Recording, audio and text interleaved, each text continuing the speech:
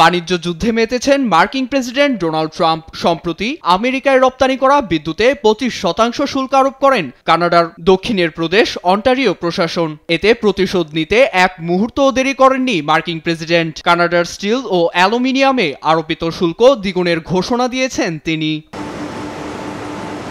মঙ্গলবার নিজ মালিকানাধীন সোশ্যাল মিডিয়া প্ল্যাটফর্ম ট্রুথে এক পোস্টে তিনি লেখেন, 25 নয়, এবার 50% শুল্ক গুনতে হবে তাদের। অনেক বছর ধরে কানাডা শুল্কের অপব্যবহার করে আসছে। বাণিজ্যমন্ত্রীকে 12 তারিখ সকাল থেকেই এ শুল্ক কার্যকরের নির্দেশ দিয়েছে। কানাডিয়ার বিদ্যুৎ, জ্বালানি, কাঠ কিছুই আমাদের প্রয়োজন নেই। মার্কিন দুগ্ধজাত পণ্যের উপর আরোপিত 390% শুল্ক প্রত্যাহার না করলে 2 এপ্রিল তাদের তৈরি গাড়ি ও অটোমোবাইলেও আমরা শুল্ক আরোপ করব। এছাড়া কানাডার সীমান্ত নিরাপত্তায় মার্কিন প্রশাসনের বছরে 200 বিলিয়ন মার্কিন ডলার ব্যয় হয় বলেও অভিযোগ করেন ট্রাম্প। এতে আবারও কানাডাকে যুক্তরাষ্ট্রের 51তম রাজ্যে পরিণত হওয়ার আহ্বান জানান তিনি।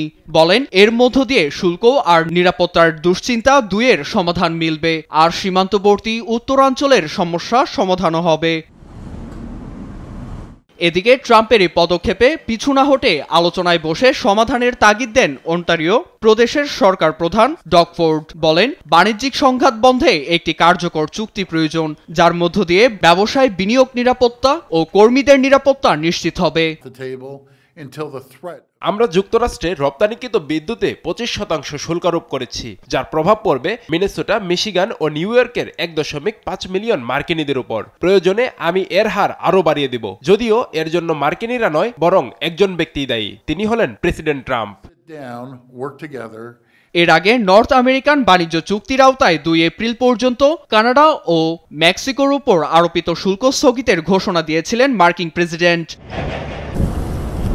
নীরব দাস, নিউজ ডেস্ক, দেশ টিভি।